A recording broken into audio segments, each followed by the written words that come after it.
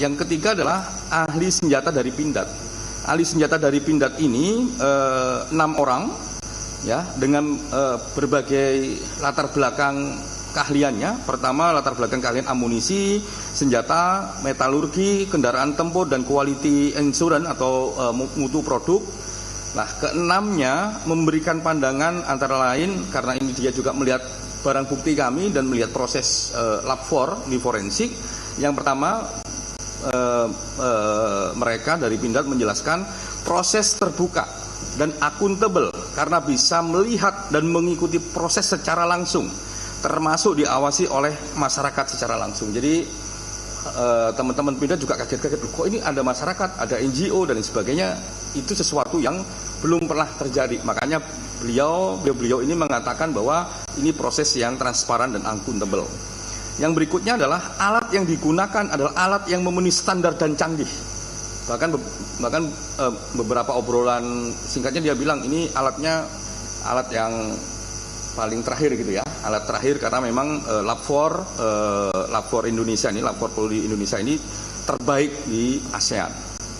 Yang berikutnya adalah prosedurnya juga memenuhi syarat. Jadi mereka juga melihat prosedurnya, bagaimana perlakuan terhadap barang bukti dan bagaimana perlakuan terhadap senjata yang sedang diuji.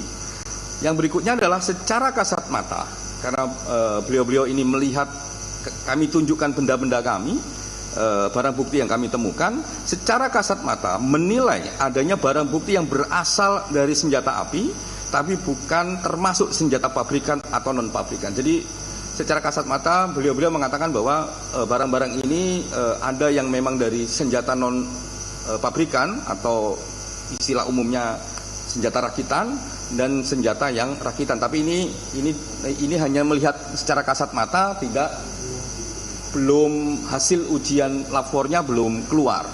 Itu secara kasat mata. Kami minta kok bisa begitu, ya dia terangkan cukup detail gitu kepada kami, karena memang pekerjaan sehariannya memang ada yang nanganin amunisi, ada yang nanganin senjata dan sebagainya. Nah, di samping beberapa proses di atas, tim juga melakukan simulasi atau rekonstruksi peristiwa terhadap 2 anggota FPI, tertembaknya 2 anggota FPI dan 4 anggota FPI yang juga tertembak di kantor Komnas HAM untuk mendalami kedua peristiwa tersebut setelah tim mendapatkan pandangan dari ahli kedokteran forensik yang diundang secara mandiri oleh tim. Jadi kalau kemarin misalnya teman-teman melihat di kantor Komnas HAM ini, di bawah di parkiran ada, sebenarnya bukan rekonstruksi, tapi bahasa umumnya ngomongnya rekonstruksi, sebenarnya itu simulasi, membandingkan antara keterangan yang kami dapatkan dari berbagai pihak, khususnya pihak kepolisian, Inavis, Lab 4, kedokteran forensik dan lain sebagainya, membandingkan keterangan dan logika yang diberikan kepada kami oleh kedokteran forensik. Makanya kami panggil mereka untuk melakukan rekonstruksi. Istilahnya, gampangnya rekonstruksi, padahal itu simulasi. Lihat ini bagaimana kesesuaian antara pandangan ahli yang diundang sendiri oleh Komnas HAM secara independen dan mandiri dengan realita yang dijelaskan oleh mereka secara langsung. Nah, apa hasilnya dari semua yang kita lakukan di awal mengunjungi tempat sampai menguji dengan ahli ini? Substansi fakta temuan secara singkat sebagai berikut.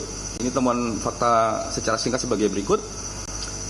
Yang pertama, bahwa benar pihak Polda Metro Jaya melakukan pengerahan petugas untuk melakukan pembuntutan terhadap MRS sebagai bagian dari proses penyelidikan terkait kasus pelanggaran protokol kesehatan.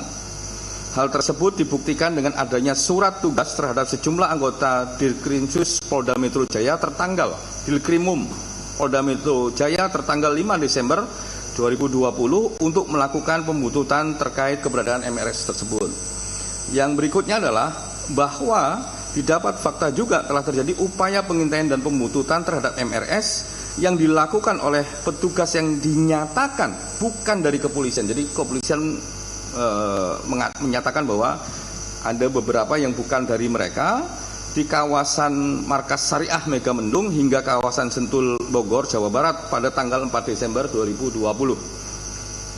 Yang Megamendungnya, yang Sentulnya sejak tanggal 4 itu ada sampai perjalanan ke Kerawang. Yang berikutnya adalah yang nomor 3, bahwa didapatkan fakta adanya konsentrasi petugas keamanan berseragam lengkap pada tanggal 6, 7 sampai 7 Desember 2020 di sejumlah titik gerbang tol, rest area, dan jembatan penyeberangan di sejumlah titik sepanjang jalan tol di Jakarta Cikampek. Namun berdasarkan hasil penyelidikan Komnas HAM dipastikan bahwa konsentrasi petugas bersenjata lengkap tersebut dalam rangka proses pengawalan terhadap iringan rombongan pembawa vaksin COVID-19 dari Bandara Soekarno-Hatta menuju Bio Farma Bandung. Jadi sebenarnya nggak ada kaitannya, kebetulan saja. Bahkan beberapa yang di jembatan itu masyarakat mengatakan ya ini petugasnya biasa-biasa saja mas, ngajak guyon, menerangkan dan lain sebagainya. Yang 4, terkait dengan sejumlah CCTV jasa marga yang tidak berfungsi dengan baik.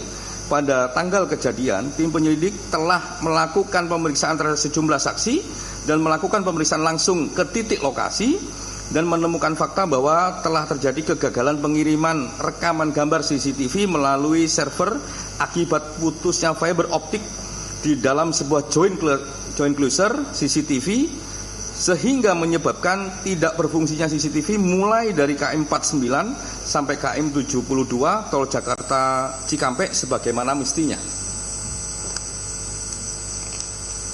Ini kami periksa sendiri beberapa kali, jasa marga lebih dari 5 kali kami periksa untuk memastikan ini. Yang berikutnya nomor 5, bahwa didapat fakta berdasarkan keterangan saksi-saksi dari hasil analisa rekaman CCTV dan analisis rekaman percakapan voice note, teridentifikasi sejumlah kendaraan roda 4 yang diduga melakukan pembentutan terhadap MRS dan rombongan sejak dari kawasan Sentul, Bogor hingga tanggal 7 Desember dini hari dengan detail keterangan sebagai berikut.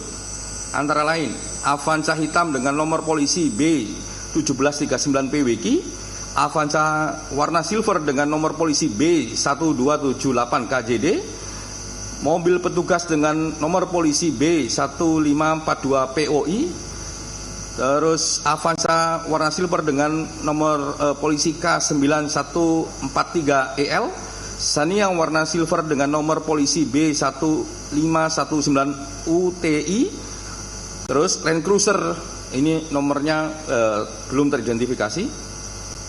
Land Cruiser gede ini sendirian, gede, jadi mendapatkan perhatian baik dari saksi maupun dari pihak yang lain.